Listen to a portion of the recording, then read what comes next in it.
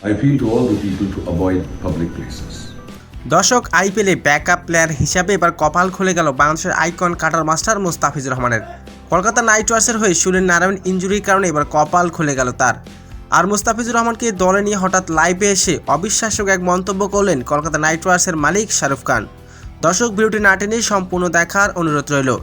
এবারের আইপিএলে নিলামে দল পায়নি বাংলাদেশের icon cutter master Mustafizur Rahman. গতবারে চেন্নাই সুপার কিংস তাকে নিতে কোনো আগ্রহ প্রকাশ করেনি।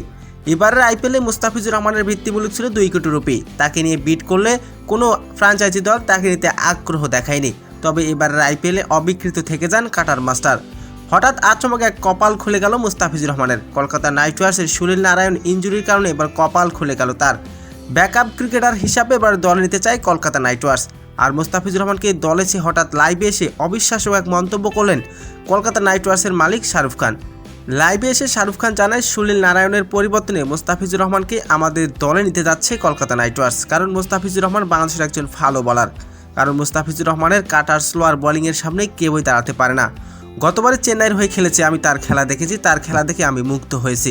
তাই তো এবার কলকাতা নাইট রাইডার্সের হয়ে খেলার জন্য তাকে আমরা সরাসরি চুক্তিতে দলে ফেরাতে যাচ্ছি। তো দর্শক, শাহরুখ খানের এমন মন্তব্য যদি সত্যি হতো তাহলে কেমন লাগতো আপনার জানিয়ে দিন আপনার মূল্যবান মতামতটি।